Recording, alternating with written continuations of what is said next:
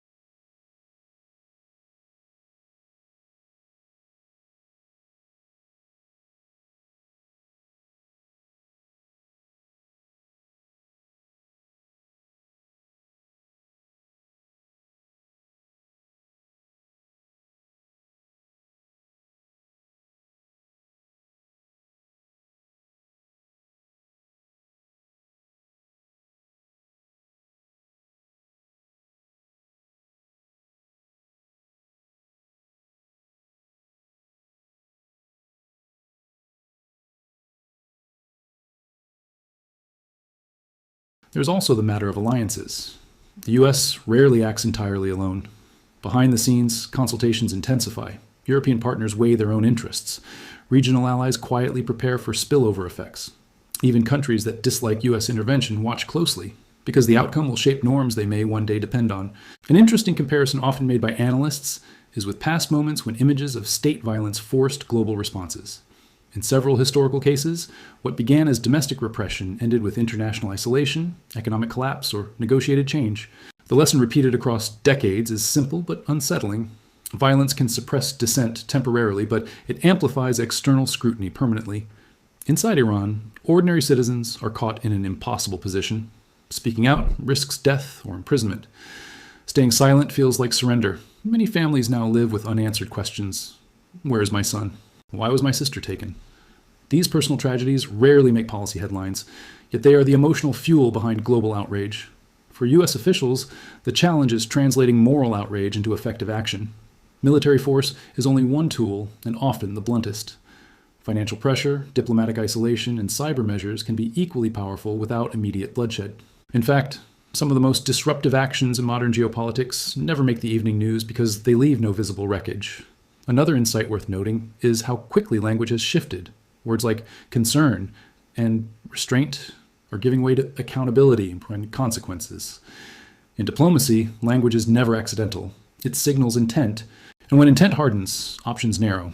What makes this moment especially tense is the risk of miscalculation.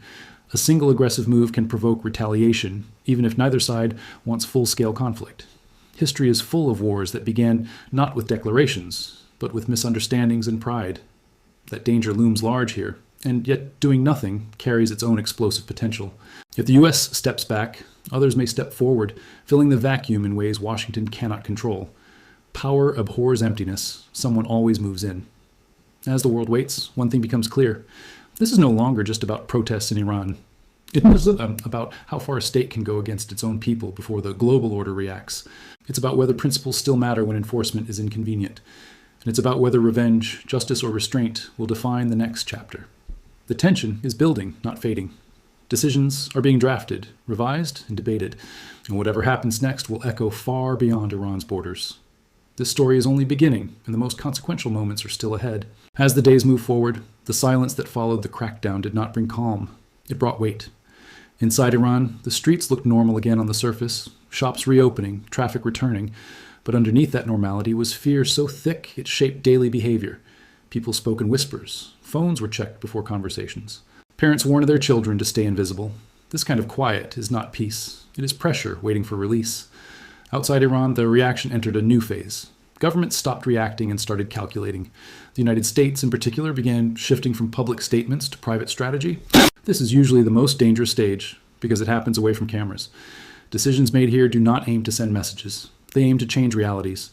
One reason the situation escalated so quickly is that the evidence refused to disappear. Even with internet shutdowns, satellite data showed unusual activity around detention centers. Refugees crossing borders told similar stories without coordinating their words. Doctors abroad confirmed injuries consistent with live ammunition. When independent pieces align like that, deniability collapses. There is an important historical insight here that many viewers may not realize. In past crises, the U.S. has often waited until allies move first. This time it was different. Several allied governments hesitated, worried about regional instability. Yet Washington continued pressing forward with internal planning. That alone signaled how seriously the situation was being taken. Inside American intelligence circles, the concern was not only moral, it was strategic. Iran, under intense internal pressure, can behave in unpredictable ways abroad. History shows that governments facing domestic unrest sometimes escalate external conflicts to redirect attention. That possibility forced planners to consider scenarios well beyond protest crackdowns. Another often missed detail is how energy markets reacted. Even small rumors of escalation caused oil prices to twitch. Iran sits near some of the world's most critical shipping routes. Any hint of instability there affects fuel costs globally. That means consumers thousands of miles away feel the consequences almost immediately. Geopolitics has a way of reaching into everyday life faster than people expect. At the same time, cyber analysts began noticing subtle shifts. Iranian digital infrastructure showed signs of unusual strain. Systems slowed. Communication glitches appeared, nothing dramatic enough to make headlines, but enough to raise eyebrows among experts. Modern power struggles rarely announce themselves loudly at first. They creep. Inside Iran's leadership, the messaging grew more rigid. Official broadcasts emphasized control, sovereignty, and resistance. When leaders repeat the same phrases again and again, it often signals insecurity rather than confidence. They are not speaking to the world. They are speaking to their own institutions, reminding them to stay loyal. The United States faced a dilemma that has haunted every superpower at some point. How do you apply pressure without becoming the villain of the story? Military intervention carries emotional weight and historical baggage. Economic pressure can hurt civilians more than leaders. Information campaigns risk backfiring. Every tool has costs. One insight from previous confrontations is that timing matters as much as action. Move too fast, and you look reckless. Move too slow, and you look weak. Right now, the U.S. appears to be stretching time deliberately, letting pressure build while keeping options open. That waiting is not indecision, it is calibration. Another layer complicating everything is global distraction. The world is already overwhelmed by crises, conflicts, economic uncertainty, political polarization. In that environment, attention is fragmented. Yet, despite that, Iran's crackdown broke through. That alone tells you how severe it was. Inside Iranian society, something else was happening quietly. Trust was eroding. Not just in leadership, but in institutions that once acted as buffers. When fear spreads into those spaces, it changes how a country functions. People stop cooperating. Compliance becomes forced rather than voluntary. That shift weakens any system over time.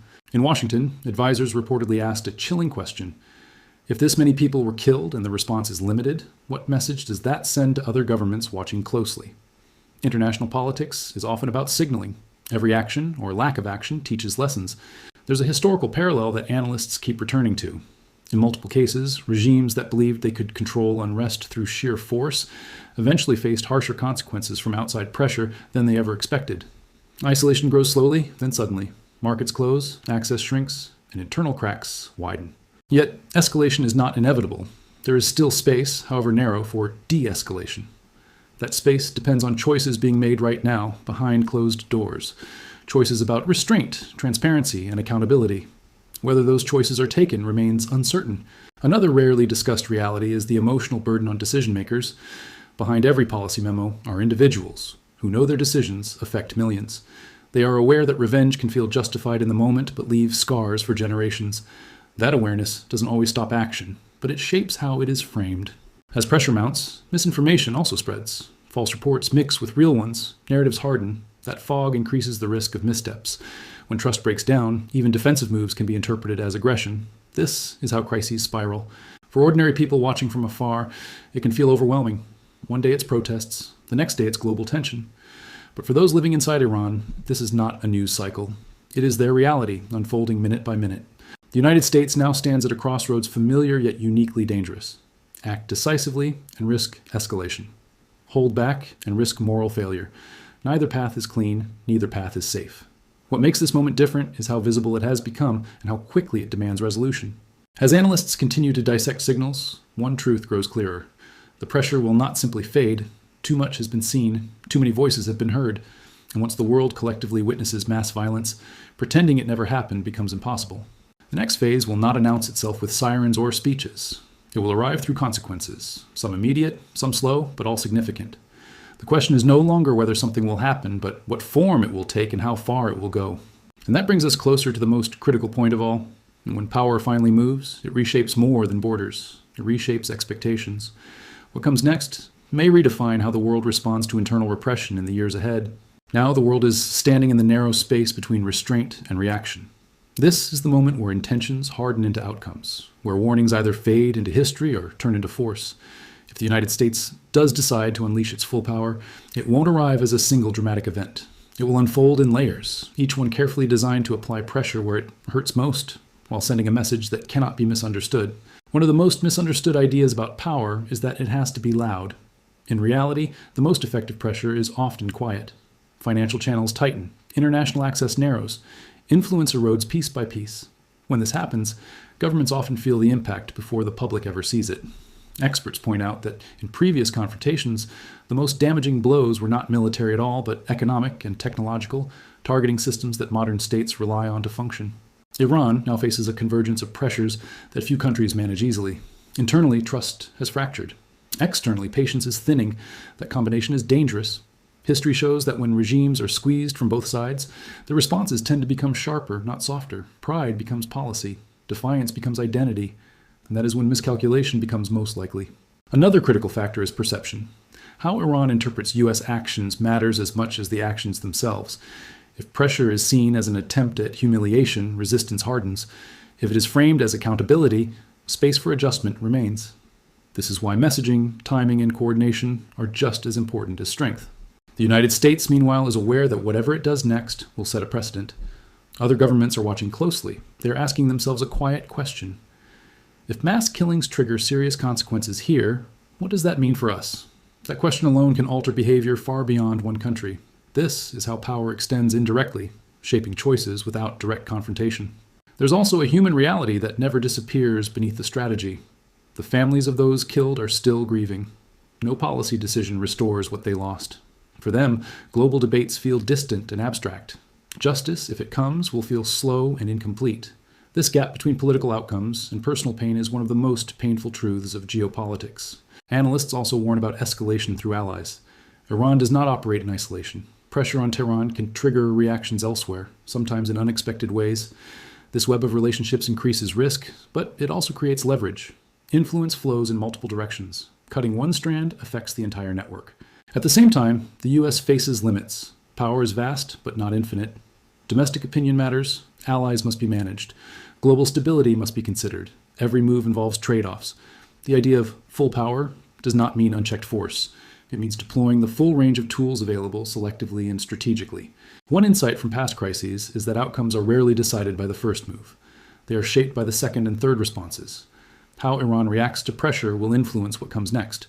Whether it chooses defiance, reform, or deflection will determine how far this escalates. There is still a scenario, however fragile, where pressure leads to restraint, where accountability mechanisms emerge, where violence subsides instead of intensifying. Such outcomes are rare, but not impossible. They require leadership willing to prioritize survival over pride. Whether that willingness exists remains unknown. For the broader world, this moment is a reminder of how quickly stability can fracture. Protests become crackdowns. Crackdowns become global crises, and ordinary people become symbols in struggles far larger than themselves. This cycle repeats because power structures resist change until resistance becomes unavoidable. As viewers, it's easy to consume this story as distant drama, but its implications are close. Energy prices, global security, international norms, all are tied to how moments like this unfold. The decisions made now will echo into daily life in ways most people never trace back to their source. In the end, the idea of Revenge Day is more complex than it sounds. Revenge suggests emotion. What is unfolding here is calculation layered over outrage. It is the collision of values, interests, and power, and that collision rarely ends cleanly. What matters most now is awareness, understanding what is at stake, recognizing the human cost behind the headlines, and remembering that global events are shaped not just by leaders, but by attention, pressure, and accountability. History is watching this moment closely. Years from now, analysts will dissect every decision made here. They will ask who acted, who hesitated, and who paid the price. The answers will shape how future crises are handled. If you want to stay informed as this story continues to evolve, make sure to like this video, subscribe to the channel, and share your thoughts in the comments. Because in times like these, staying informed is not just awareness, it's responsibility.